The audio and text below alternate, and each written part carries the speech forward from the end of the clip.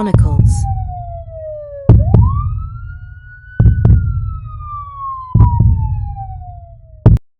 Every neighborhood has that one perfect family, the family that seems to have it all together. In our town, that family was the Smiths. Elaine Smith was charming, Henry was dependable, and their house was spotless. But sometimes perfection hides the darkest secrets. And sometimes when you're close enough, you start noticing the small things that give those secrets away. Meet Elaine Smith, 36, outwardly cheerful, known for her warm smile and community involvement. Behind closed doors, Elaine is a narcissist with a controlling, ruthless streak, prone to drinking and imposing strict rules on her children. She despises anything that threatens her image. Henry Smith, 38, quiet and polite, known as a reliable, hard-working man.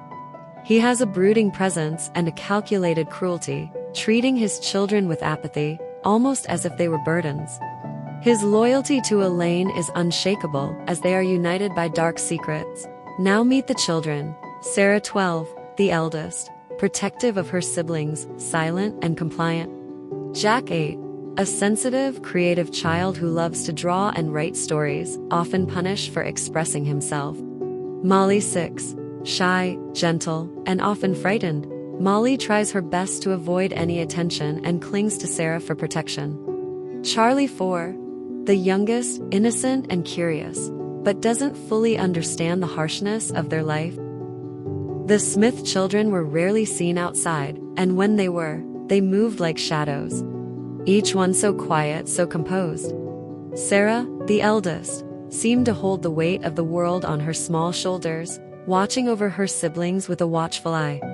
The younger ones followed her lead as if they'd learned that silence and obedience were their only protection. It wasn't long before small things started to stand out. I'd notice bruises thinly veiled by long sleeves, or hear muffled sounds from the house on the days the children were home from school.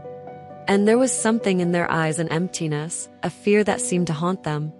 Neighbors whispered, but nothing was ever said aloud. Elaine's charm was too convincing, and Henry was too respected. We wanted to believe the image they showed us. Behind the pristine windows, a private hell unfolded. Each child learned to endure their punishments in silence. Henry, always stern, offered no kindness.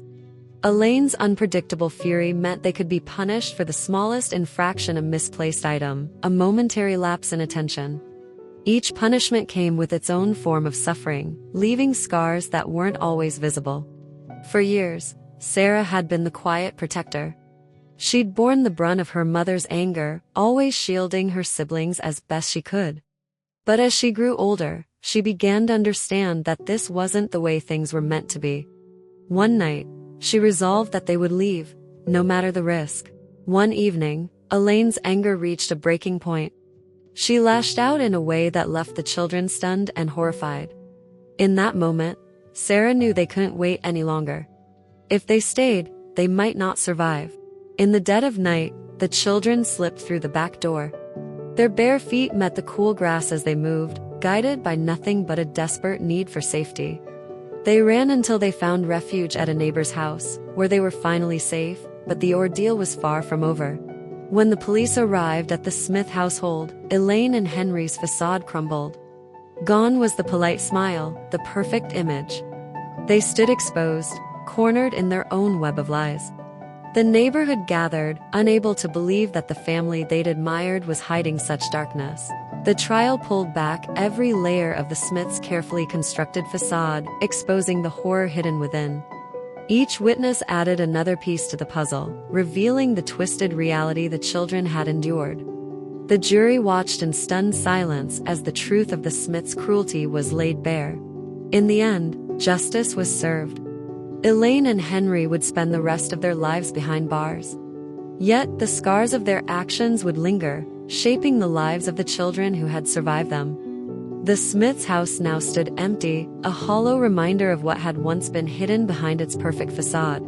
Years later, Sarah turned into a young adult, standing before a mirror, echoing her mother's rigid gestures and cold expressions. Her features show tension, her eyes distant and hardened as she brushes her hair in an exacting manner, similar to Elaine's. Little Jack and Molly confronted authority figures at school and elsewhere. They became rebellious and defiant. Charlie, as a teen, loved looking through old family photo albums.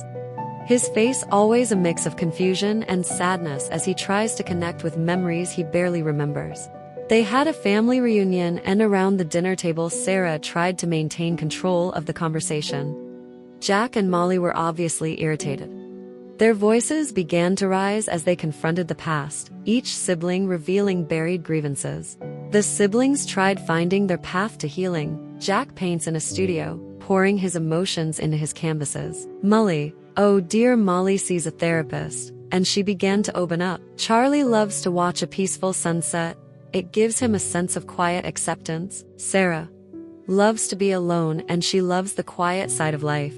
Now that they are grown, the four siblings each carry scars from their shared past, yet these scars have woven them together in ways they could never have foreseen. Sarah stands alone in her quiet apartment, gazing into a mirror, no longer her mother's reflection but her own. Jack has found healing in his art, each brushstroke an unspoken word, a memory released. Molly has begun to forgive, not for them, but for herself, unraveling years of hurt with each session, letting go of the pain she carried. Charlie, once haunted by memories he couldn't understand, has found peace in his own way, welcoming the beauty of small moments. Though life has taken them in different directions, a bond remains, stronger than the pain that once bound them. Standing outside the home they once dreaded, they realize that the past no longer holds them captive.